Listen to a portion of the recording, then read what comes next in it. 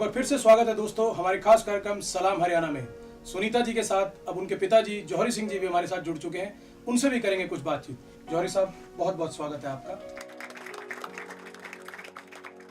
जौहरी सिंह जी, एक चीज मैं जानना चाहूंगा, हरियाणा और देश की बात करें तो माउंट एवरेस्ट क्लाइंबिंग के लिए कोई बहुत ज्यादा प्राथमिकता या ऐसा कुछ नहीं है, फिर भी आपने अपनी बेटी के सपने में उनका साथ दिया, उसके बारे में क्या कहें? दरअसल मेरी बेटी को इसके लिए बहुत ही ज़्यादा लगन और एक जुनून था कि मैं माउंट एवरेस्ट जाऊंगी जाऊंगी। ये आज से नहीं, कई साल से कोशिश कर रही थी। 2006 में इसने बेसिक कोर्स किया, 2007 में एडवांस कोर्स किया, उसमें A ग्रेड लिया, अच्छा मार्क आया जी। लेकिन माउंट एवरेस्ट एक पैसे का खेल है, या तो कोई स्पॉन्सर करती है कोई कंपनी या सरकार दे, तब भेजने से अच्छा अपना पैसा दे के भेजना वो बहुत ही ज़्यादा खतरे का काम है। माउंट एवरेस्ट पे हर साल जो जाते हैं आधे ही तकरीबन कर पाते, बहुत ज़्यादा जिनकी कैजुअलिटी नुकसान हो जाता है जी।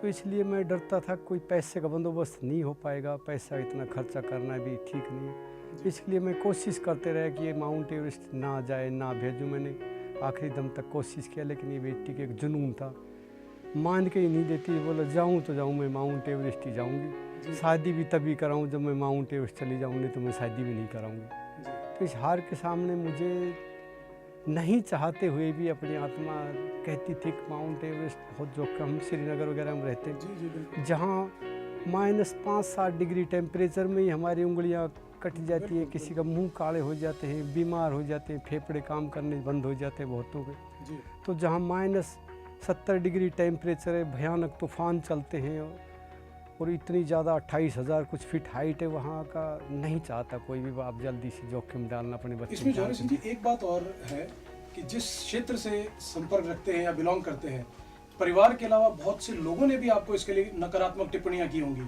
कि क्या आपकी बेटी को क्या जुनून सवार हुआ है एवरेस्ट पर क्लाइंब करने का, कि आप अपनी बेटी की शादी क्यों नहीं कर देते। जिस क्षेत्र के अंदर लड़कियों की शादी बहुत जल्दी उम्र में कर दी जाती है, तो वहाँ पर इस तरह के सवालों का भी आपको सामना करना पड़ा होगा।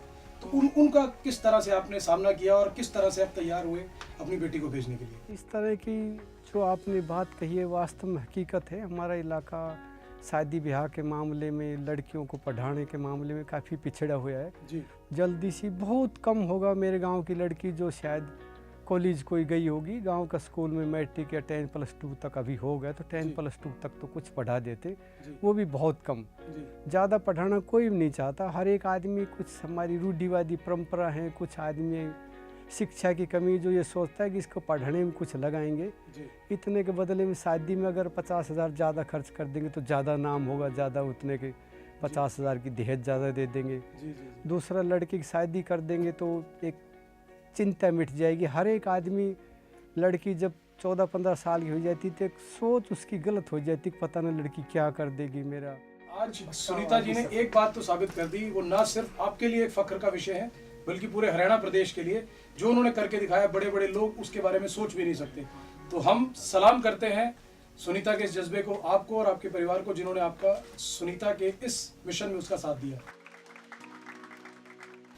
जौहरी सिंह जी, एक चीज और कि जब सुनीता जी ने माउंट एवरेस्ट को क्लाइंब किया तो उसके बाद बहुत सी उम्मीदें परिवार वालों को, रिश्तेदारों को, आस पड़ोस और खुद सुनीता जी को भी रही होंगी कि आने के बाद सरकार उनको प्रोत्साहित करेगी, हो सकता है नौकरी भी दे और आर्थिक मदद भी मिले।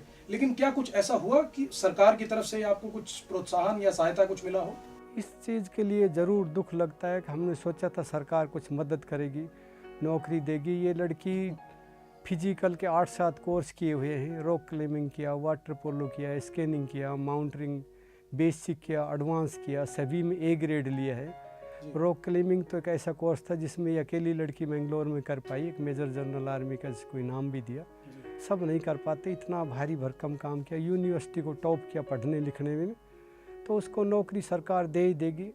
3 साल पहले मुख्यमंत्री जी से हम मिले थे, आदरणीय मुख्यमंत्री जी ने हाँ करेंगे करेंगे इतना ही बोला, बहुत ज़्यादा तो बात नहीं करते, वो कम ही बोलते जी। फिर एक बार विधानसभा में कहीं बात उठी तो उनको कुछ बात कहा गया होगा, तो खेल मंत्री साहब हमारे कटारिया साहब, उन्होंने बुलाया, जिस लड़की के कागज़ दो उसको हम नौकरी देंगे, उसकी बात हो गई, आपको कुछ नहीं करना।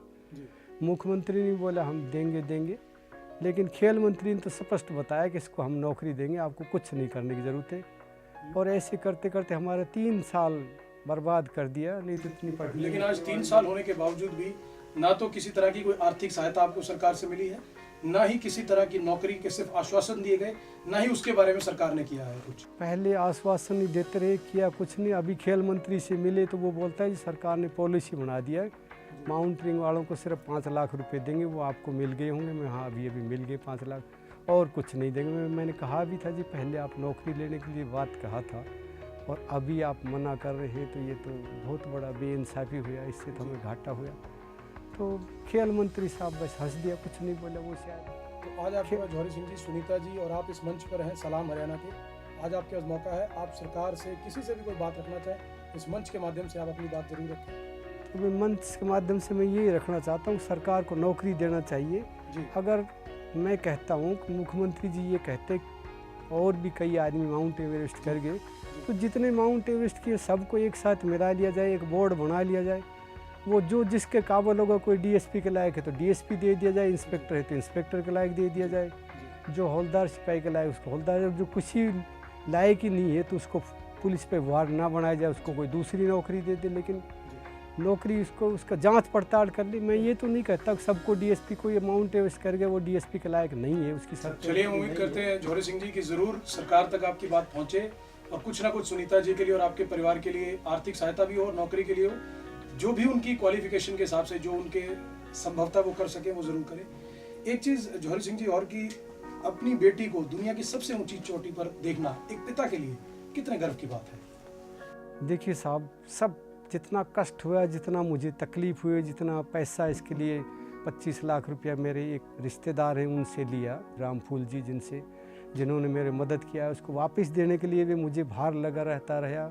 अभी भी कुछ नहीं दे पाए, कुछ दे दिए, ये तो दुख लगता था। लेकिन इसका जो उपलब्धि किया वो तो एक बहुत ही गर्व की बात है। हर एक जगह, चंडीगढ़ में, पलवल में, दिल्ली में काफ़ी जगह सम्मान किया।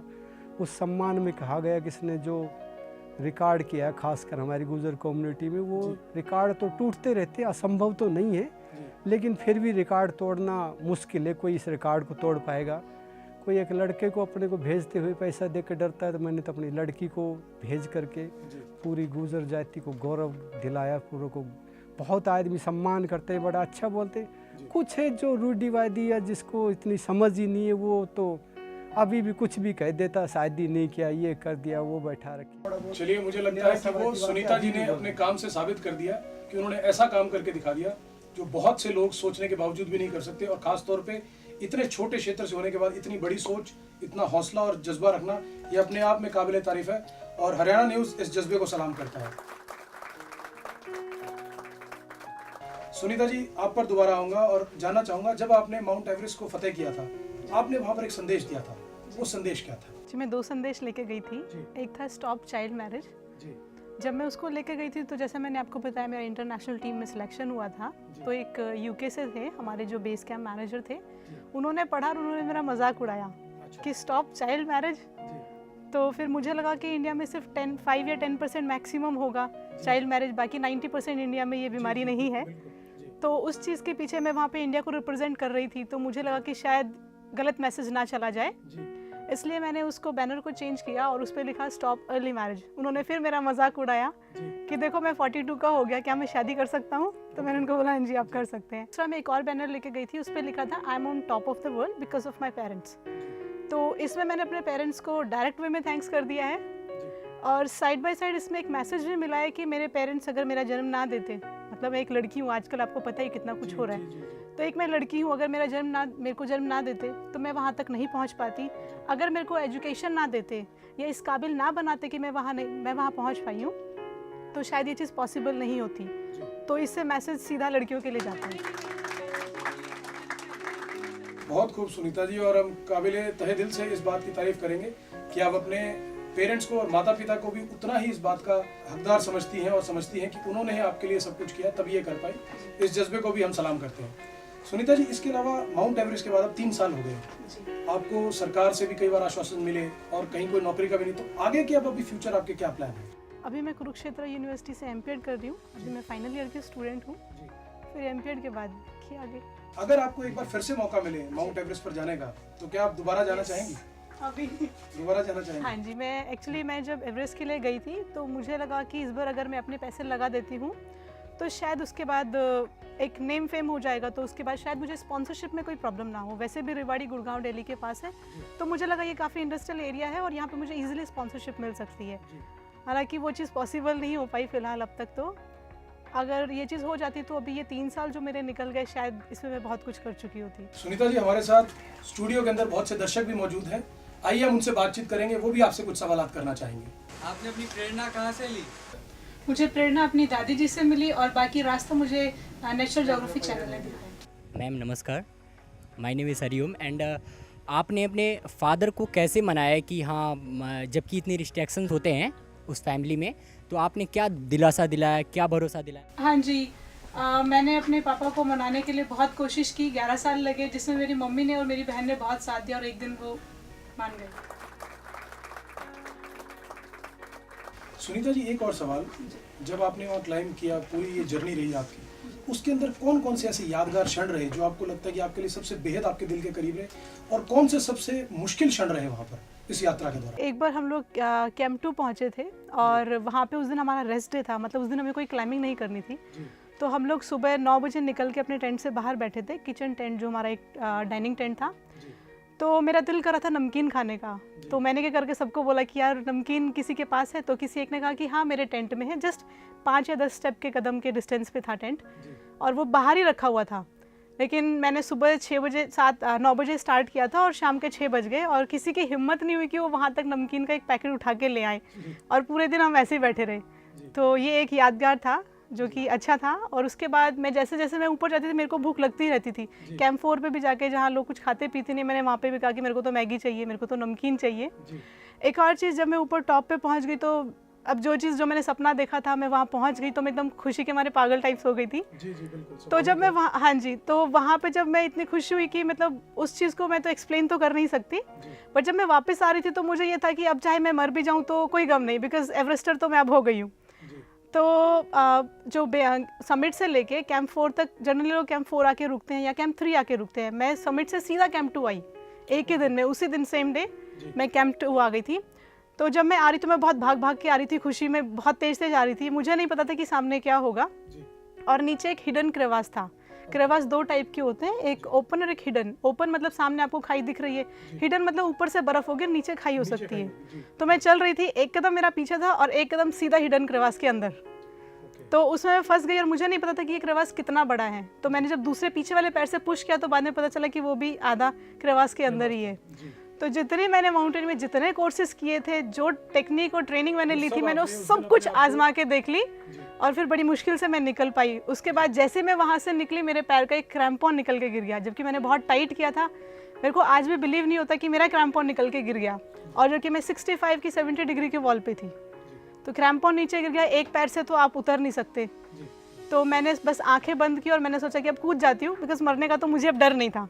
तो मैंने कहा कूद जाती हूँ, जो होगा देखा जाएगा। तो मैंने बस आंखें बंद की और 20 मीटर की एक रोप जो एक बंधी हुई थी, वो पूरी रोप जहाँ से थी दूसरे पॉइंट तक मैं आ गई। उसके बाद फिर मेरे को बड़ी मुश्किल से मैंने अपना क्रैम्पॉन लिया और फिर मैंने दोबारा पहना। सुनीता जी, आखिर में चलते चलते एक संदेश हरियाणा की बेटियों के नाम और हरियाणा प्रदेश के वासियों के लिए। हाँ जी, संदेश बेटियों के नाम तो मैं ऐसा नहीं कहूँगी, मैं संदेश बच्चों के लिए देना चाहूँगी और उनके पेरेंट्स के लिए। पहला संदेश ये है कि बच्चों से है कि अगर वो कुछ भी करना चाहते हैं, वो उसे पूरी लगन के साथ करें, लेकिन अपने पेरेंट्स को बता के करें उनका साथ। अगर उनका साथ आपको मिल गया तो दुनिया की किसी ताकत से आपको डरने की ज़रूरत नहीं है। और दूसरा, जब आप कोई भी काम करें तो उसमें ये देखें कि उससे किसी और को नुकसान तो नहीं है। अगर किसी को नुकसान नहीं है तो आप दिल खोल के आप वो काम कर सकते हैं। उसके बाद कुछ मेरे अभिभावकों से भी है कि वो जो कुछ पेरेंट्स होते हैं, वो आपको पता है हरियाणा में ताऊ जी हुक्का तो पीते ही पीते हैं। तो जितने भी ताऊ जी हुक्का पीते हैं, मेरी उनसे ये रिक्वेस्ट है कि अगर वो हुक्का पी रहे हैं या कुछ भी पी रहे हैं तो प्लीज़ बच्चों को ना कहें कि आप मेरे लिए चिलम भर के लाओ या बीड़ी लेकर आओ या दुकान पे जाके बीड़ी लेकर आओ। या कोई अगर ड्रिंक करता है, मैं ये नहीं कहती कि आप ड्रिंक छोड़ दो, अगर छोड़ सकते हो तो बहुत अच्छी बात है। बड़े लोग देखा है हमने, क्योंकि जो जैसे बड़े लोग अगर गंदी लैंग्वेज का यूज़ करेंगे तो जी, तो वो बहुत जल्दी कैच कर लेता है, और जैसे वो कैच करेगा तो उसके बाद वो उन्हीं बातों को वो रिपीट करना स्टार्ट कर देते हैं, तो उनकी डेली यूज़ मतलब डेली लाइफ में वो यूज़ हो जाता है उसका। सुनीता जी, आप स्टूडियो में आए, हमारे साथ सलाम हरियाणा में भाग लिया, बहुत बहुत शुक्रिया और तहे दिल से शुक्रगुजार हूँ आपका, आपके पिताजी और परिवार का, जिन्होंने हमें क्षण दिए इस मंच पर। तो दोस्तों, ये थी सुनीता जी। आज जाना हमने इनकी ज़िंदगी के संघर्ष के बारे में, कि किस तरह विपरीत परिस्थितियों के बावजूद भी इन्होंने अपने हार नहीं मानी और अपने लक्ष्य को हासिल किया। तो दोस्तों, इससे साबित होता है कि लड़कियां आज लड़कों से कहीं भी कम नहीं। तो मेरा आपसे संदेश है और निवेदन भी है कि हम किसी भी तरह से कन्या भ्रूण हत्या को प्रोत्साहित ना करें और लड़कियों को लड़कों के समान दर्जा दें और उनको जिंदगी में आगे बढ़ने के लिए हौसला दें। तो दोस्तों, आज तक के लिए बस यहीं तक, मुझे दीजिए इजाजत। धन्यवाद। सलाम हरियाणा।